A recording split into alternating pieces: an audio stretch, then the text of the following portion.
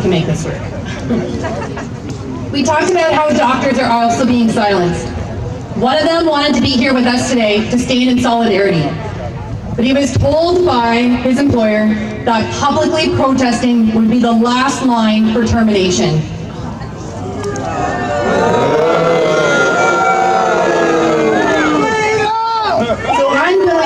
Lose his job at this time. He's been out in the media doing interviews, publicly speaking out or on social media about the tyranny, about what's going on. He wanted to be here today to show his support, so instead he sent a letter on his behalf that I'm going to read. My name is Dr. Patrick Phillips. I'm a family doctor working in Englehart, Ontario, primarily in the emergency department. I would love to be standing before you today, but I have been warned that my job is on the line if I'm seen publicly violating the unconstitutional public health orders at a protest. While I refuse to stay silent on things that matter, I'm making this compromise for now. I work closely with nurses every day, and we work as a team to provide the best care possible for our patients.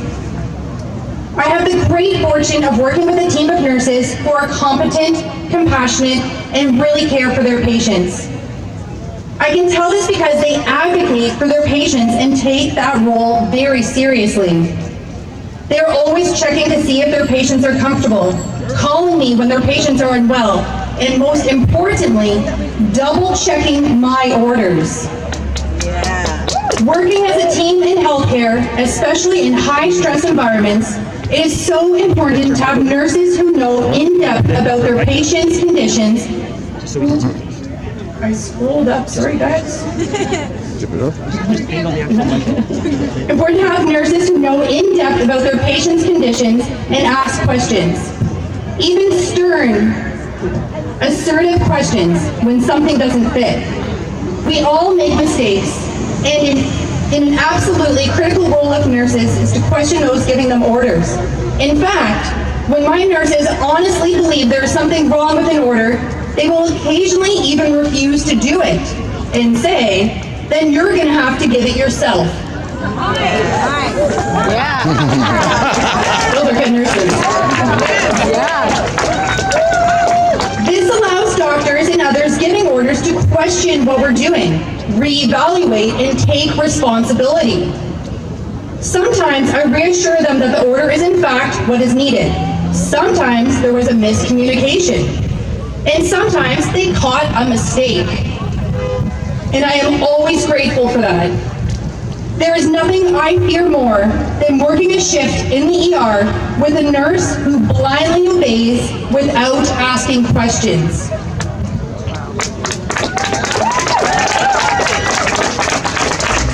It removes that safety net of having a second set of eyes to ensure that patients are not harmed. I love the nurses that I work with, and I'm so grateful that they are inquisitive, assertive, and bold in their intellectual independence and advocacy for their patients. Bringing this back to COVID, the College of Nurses of Ontario has made a bold and harmful policy that undermines this vital role nurses play in patient safety.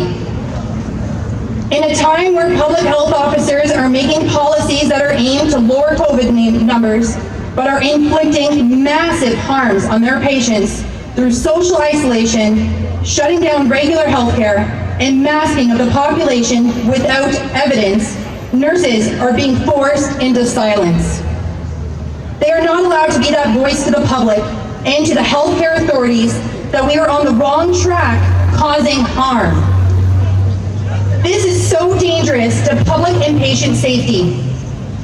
When nurses aren't allowed to question policies, whether helpful or harmful, they are being taught to simply turn their minds off and obey. This might sound inconsequential in the public sphere, but actually, it teaches them to also turn their minds off at work, undermining that safety net. The smartest, safest nurses will not give a medication unless they know why it's given and will question the doctor when that's not the case. If nurses are aware many of these policies are not evidence-based or ethical, but we have to follow them anyway, then it fosters a culture of blind obedience where mistakes and harm are inevitable. For this reason, I am calling on the CNO to stop undermining patient safety and immediately withdraw their social media policy.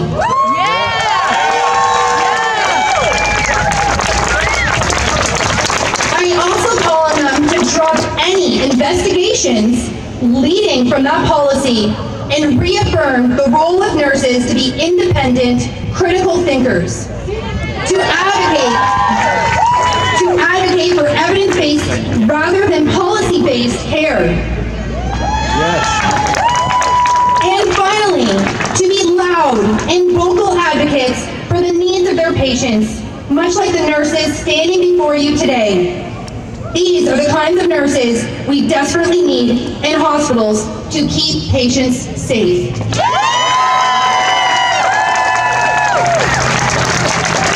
That was Dr. Phillips.